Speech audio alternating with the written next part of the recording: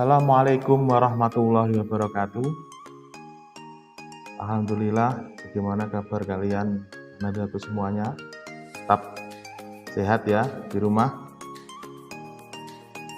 Selamat pagi Anandaku semuanya.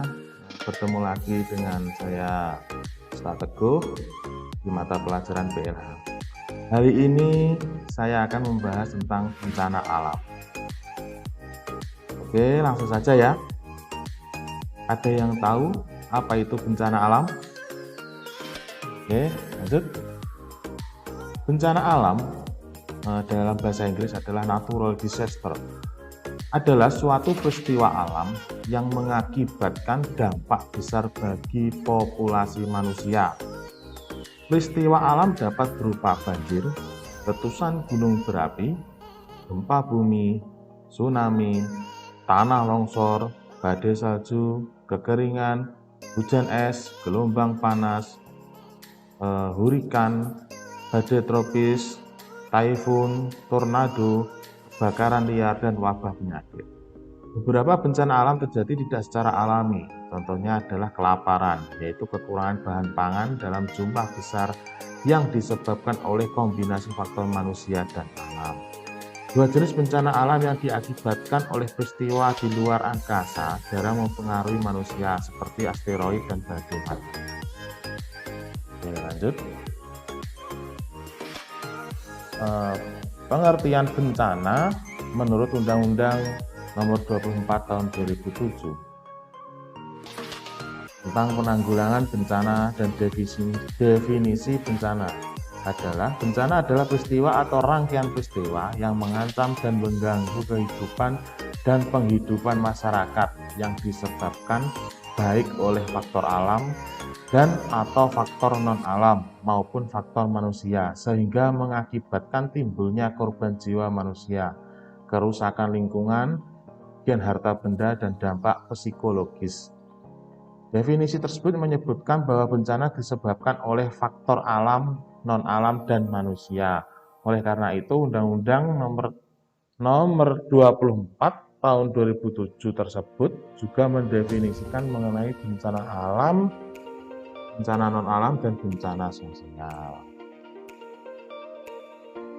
Bencana alam adalah bencana yang diakibatkan oleh peristiwa atau serangkaian peristiwa yang disebabkan oleh alam, antara lain berupa gempa bumi, tsunami, gunung meletus, banjir, kekeringan, angin topan, dan tanah longsor.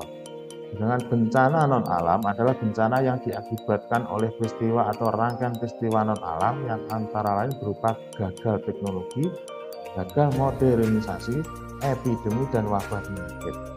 Sedangkan bencana sosial adalah bencana yang diakibatkan oleh peristiwa atau serangkaian peristiwa yang diakibatkan oleh manusia yang meliputi konflik sosial antar kelompok atau antar komunitas masyarakat dan teror. Itu termasuk bencana sosial. Oke, ada 3 jenis klasifikasi bencana alam berdasarkan penyebabnya.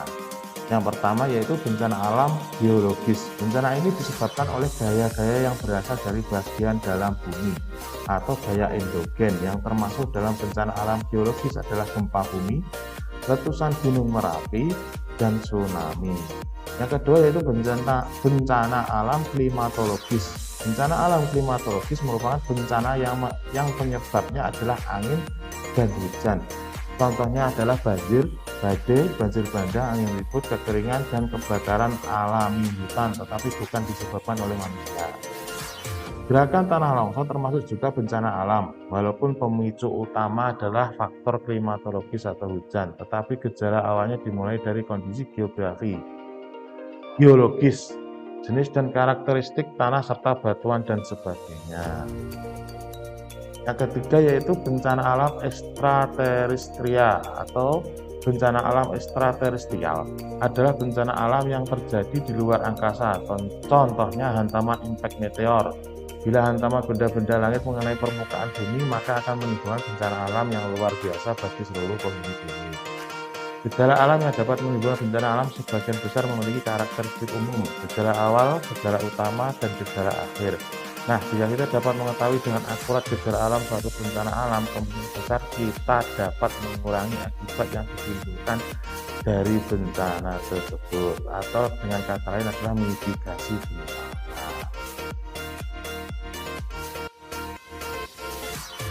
Bencana alam yang diakibatkan oleh perbuatan manusia, antara lain yaitu pembukaan lahan untuk pertanian dan pemukiman dilakukan dengan pembakaran hutan, penebangan hutan secara sembarangan yang menyebabkan hutan gundul, pengambilan ikan dengan pukat harimau, bom, aliran listrik, dan racun sangat merusak lingkungan laut ataupun sungai. Jadi tidak boleh ya, dan mengobat ataupun pakai setrum itu tidak boleh, pakai racun pun juga tidak boleh. Rusaknya terumbu karang yang menjadi tempat hidup ikan-ikan kecil, itu ya dapat mengakibatkan seperti itu. Pengambilan mineral atau hasil tambang secara terus-menerus akan menghabiskan seluruh bahan alam ini, itu dapat mengakibatkan bencana alam juga. Oke, itu adalah pengertian dan klasifikasi tentang bencana alam. Agar lebih jelas mengenai materi bencana alam ini, silakan simak video berikut ya. Oke, silakan disimak.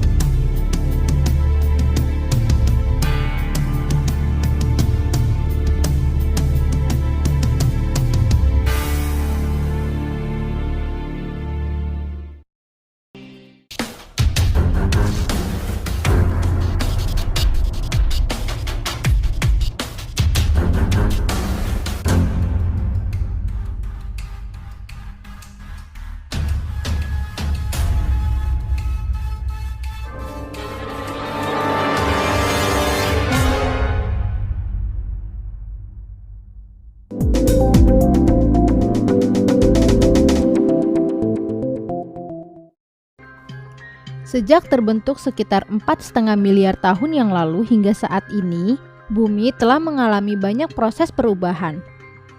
Proses perubahan itu dipengaruhi oleh dua macam tenaga, yaitu tenaga endogen yang berasal dari dalam bumi dan tenaga eksogen yang berasal dari luar bumi. Tenaga-tenaga tersebut dapat menyebabkan terjadinya fenomena atau gejala alam seperti gempa bumi, gunung meletus, banjir, tanah longsor, kebakaran hutan, dan sebagainya. Fenomena alam tersebut merupakan suatu hal yang wajar terjadi di bumi. Namun, apabila fenomena tersebut menimbulkan kerugian atau korban jiwa bagi manusia, maka fenomena alam tersebut dikatakan sebagai bencana alam. Pada dasarnya, bencana alam dapat digolongkan menjadi 3 aspek, yaitu geologis, klimatologis, dan ekstraterestrial. Bencana geologis adalah bencana alam yang berasal dari faktor geologis seperti gempa bumi, gunung meletus, dan gerakan tanah. Bencana klimatologis adalah bencana alam yang berasal dari faktor iklim atau cuaca seperti banjir, angin topan, El Nino, dan La Nina. Bencana alam ekstraterestrial adalah bencana alam yang berasal dari pengaruh luar bumi seperti meteor jatuh dan badai matahari. Indonesia terletak di wilayah deretan gunung api di dunia yang masih aktif. Deretan gunung api ini disebut sebagai Ring of Fire. Pada gambar, simbol bulatan merah menunjukkan jajaran gunung api. Deretan tersebut terlihat seperti satu jalur yang berderet sampai ke Indonesia, terutama yang menyambung ke pinggiran Samudra Pasifik. Garis-garis hitam menandakan batas-batas lempeng benua dan lempeng samudra. Lempeng-lempeng ini selalu bergerak sehingga menyebabkan adanya pertemuan atau tabrakan antara dua lempeng yang berbeda. Perhatikan posisi Indonesia pada lempeng tersebut. Indonesia berada di pertemuan dua jalur pegunungan, yaitu Sirkum Pasifik dan Sirkum Mediterania. Sirkum Pasifik adanya di sekeliling Samudra Pasifik, mulai dari Indonesia, Filipina, Jepang, terus ke arah utara Rusia. Menyeberang ke arah timur, Alaska, pesisir barat Amerika Serikat, Amerika Tengah sampai ke pesisir barat Amerika Selatan. Sirkum Mediterania adanya memanjang mulai dari Indonesia terus ke arah barat ke pegunungan Himalaya, Mediterania, dan Atlantik. Bencana alam di Sirkum Mediterania selain disebabkan oleh peristiwa subduksi, juga disebabkan karena adanya pertemuan atau tabrakan antar lempeng benua. Daerah-daerah ini merupakan daerah rawan gempa bumi. Jika dilihat dari letak geologis tersebut, maka wilayah Indonesia merupakan daerah rawan terhadap bencana geologis berupa gempa bumi dan gunung meletus.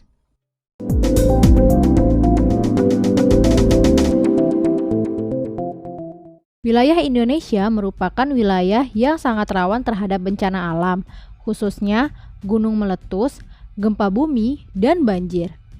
Berdasarkan data dari Badan Nasional Penanggulangan Bencana atau BNPB, sejak tahun 1815 sampai 2014, wilayah yang tercatat sering dilanda bencana alam adalah daerah Pulau Jawa.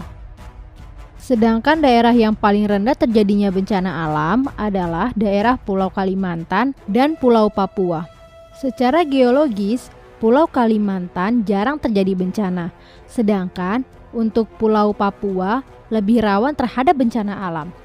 Tetapi karena di wilayah Papua jumlah dan kepadatan penduduknya rendah, maka jumlah manusia yang dirugikan dari suatu fenomena alam menjadi sedikit. Mengingat pengertiannya, bencana alam adalah suatu peristiwa alam yang dapat merugikan kehidupan manusia. Dari data statistik BNPB, jenis bencana alam yang paling sering terjadi dan menimbulkan korban banyak adalah banjir, disusul dengan angin kencang, tanah longsor, gempa bumi, dan gunung meletus.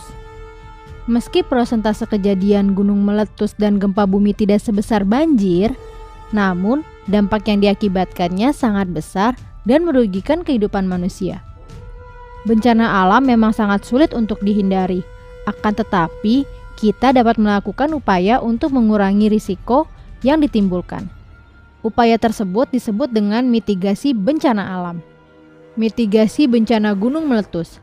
Di Indonesia banyak sekali terdapat gunung berapi aktif. Hal ini menimbulkan kerawanan terhadap bencana gunung meletus yang dapat mengancam kehidupan manusia. Oleh karena itu, kita mesti mewaspadainya. Namun, tidak semua gunung berapi aktif dapat langsung menimbulkan letusan yang dahsyat. Ada beberapa tingkat kegiatan atau aktivitas gunung berapi yang perlu kita ketahui dan waspadai sesuai dengan tingkatannya, yaitu aktif normal, waspada, siaga, dan awas. Apabila kita hidup di daerah rawan bencana gunung meletus, maka kita perlu melakukan langkah-langkah sebagai berikut. Cari tahu tentang sistem pengamanan di komunitas daerah masing-masing, serta bagan alur keadaan darurat. Waspadai mengenai bahaya yang menyertai letusan gunung api, yaitu lahar dan banjir bandang, longsor dan hujan batu, gempa bumi, hujan abu, hujan asam, dan tsunami. Lakukan rencana evakuasi. Buatlah persediaan perlengkapan darurat. Hubungi pihak-pihak yang berwenang mengenai penanggulangan bencana. Bagaimana apabila kita mengalami langsung terjadinya letusan gunung berapi? Langkah-langkah apa saja yang mesti kita lakukan? Ikuti perintah pengungsian yang diperintahkan oleh yang berwenang. Hindari melewati searah dengan arah angin dan sungai-sungai yang berhulu di puncak gunung yang sedang meletus. Apabila terjebak di dalam ruangan atau rumah, pertama, tutup seluruh jendela, pintu-pintu masuk, dan lubang atau keran. Kedua, letakkan seluruh mesin ke dalam garasi atau tempat yang tertutup. Ketiga, bawa binatang atau hewan peliharaan lainnya ke dalam ruang yang terlindung. Apabila berada di ruang terbuka, cari ruang perlindungan. Apabila terjadi hujan batu, lindungi kepala dengan posisi melingkar seperti bola. Apabila terjebak dekat suatu aliran, hati-hati terhadap adanya aliran lahar dan carilah tempat yang lebih tinggi dan aman. Lindungi diri Anda dari hujan. Kenakan pakaian kemeja lengan panjang dan celana. Gunakan kacamata untuk melindungi mata Anda. Gunakan masker debu atau gunakan kain atau sapu tangan untuk melindungi pernapasan Anda. Matikan mesin mobil atau kendaraan lainnya kalau mendengar adanya aliran lahar. Hindari daerah bahaya yang telah ditetapkan oleh pemerintah atau lembaga yang berwenang, atau lihat peta daerah bahaya gunung api. Dengarkan berita dari radio atau televisi mengenai situasi terakhir bahaya letusan gunung api. Selanjutnya, langkah-langkah apa yang mesti kita lakukan apabila gunung berapi telah meletus? Apabila mungkin, hindari daerah-daerah zona hujan abu. Apabila berada di luar ruangan, tutup mulut dan hidung Anda. Debu gunung api dapat mengiritasi sistem pernapasan Anda. Gunakan kacamata untuk melindungi mata Anda. Lindungi kulit Anda dari iritasi akibat debu gunung api. Bersihkan atap dari hujan debu gunung api. Hujan debu yang menutupi atap sangat berat dan dapat mengakibatkan runtuhnya atap bangunan. Hati-hati ketika bekerja di atap bangunan rumah. Hindari mengendarai kendaraan di daerah hujan abu yang lebat. Mengendarai kendaraan mengakibatkan debu tersedot dan dapat merusak mesin kendaraan tersebut. Tinggallah di dalam rumah sampai keadaan dinyatakan aman di luar rumah. Ingat untuk membantu tetangga yang mungkin membutuhkan pertolongan seperti orang tua, orang yang cacat fisik, anak-anak yang tidak memiliki orang tua, dan sebagainya. Jika kita berada di daerah rawan terjadinya gempa bumi, langkah-langkah mitigasi apa saja yang harus dilakukan? Apabila kita berada di daerah rawan gempa bumi, ada beberapa hal yang dapat kita lakukan agar selalu siaga, yaitu dirikanlah bangunan seperti kantor, rumah, dan sebagainya sesuai dengan kaidah-kaidah yang baku. Diskusikanlah dengan para ahli agar bangunan tahan gempa. Jangan membangun dengan asal-asalan apalagi tanpa perhitungan. Kenalilah lokasi bangunan tempat Anda tinggal atau bekerja. Apakah tidak berada pada patahan gempa atau tempat lain seperti rawan longsor dan sebagainya. Tempatkan perabotan pada tempat yang proporsional. Jika Anda punya lemari, ada baiknya dipakukan ke dinding agar tidak roboh dan ikut menindih ketika terjadi gempa. Siagakanlah peralatan seperti senter, kotak P3K, makanan instan, dan sebagainya. Sediakan juga radio karena pada saat gempa, alat komunikasi dan informasi lain seperti telepon, HP, televisi, internet akan terganggu. Radio yang hanya menggunakan baterai akan sangat berguna di saat bencana. Selalu periksa penggunaan listrik dan gas. Matikan jika tidak digunakan. Catatlah telepon-telepon penting seperti pemadam kebakaran, rumah sakit, dan lainnya. Kenalilah jalur evakuasi. Beberapa daerah di Indonesia, khususnya daerah rawan tsunami, saat ini Indonesia telah membangun jalur evakuasi ke tempat yang lebih tinggi. Ikutilah kegiatan simulasi mitigasi bencana gempa yang sudah mulai dilakukan oleh beberapa daerah seperti Kota Padang, Sumatera Barat. Hal ini sudah biasa dilakukan oleh masyarakat Jepang, sehingga mereka tidak canggung lagi ketika terjadi bencana. Dengan mengikuti kegiatan ini, kita akan terbiasa dengan bentuk-bentuk peringatan dini yang disediakan pemerintah daerah, seperti tanda kentongan, sirene pertanda tsunami, sirene banjir, dan sebagainya.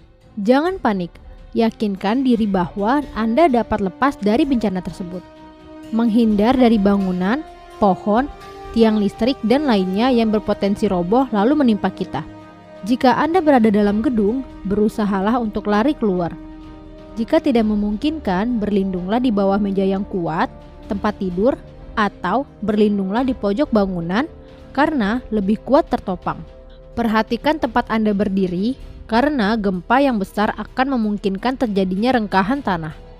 Jika Anda sedang berkendara, matikan kendaraan Anda dan turunlah. Jika Anda sedang berada di pantai, maka berlarilah menjauhi pantai tersebut. Jika Anda sedang berada di daerah pegunungan, maka perhatikan di sekitar Anda apakah ada kemungkinan longsor. Jika Anda masih berada dalam gedung, maka keluar dengan tertib. Jangan gunakan lift, gunakanlah tangga. Periksa sekeliling Anda apakah ada kerusakan, baik itu listrik padam, kebocoran gas, dinding retak, dan sebagainya. Periksa juga apakah ada yang terluka. Jika iya, lakukanlah pertolongan pertama. Hindari bangunan yang kelihatannya hampir roboh atau berpotensi untuk roboh. Carilah informasi tentang gempa tersebut, gunakanlah radio. Ayo, siaga bencana!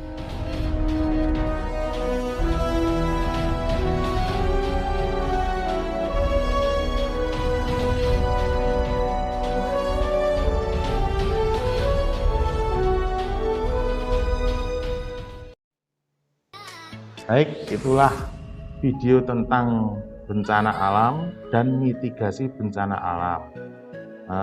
Dapat kita ambil pelajaran dari video tersebut bagaimana cara kita menanggulangi bencana alam dan cara kita menghindari atau tanggap tentang bencana alam jika bencana alam itu terjadi. Gitu ya. Oke, sampai di sini materi PLH hari ini. Kita akan bertemu kembali minggu depan. Tetap jaga kesehatan, tetap patuhi protokol kesehatan, tetap semangat belajar, dan sampai jumpa. Terima kasih. Assalamualaikum warahmatullahi wabarakatuh.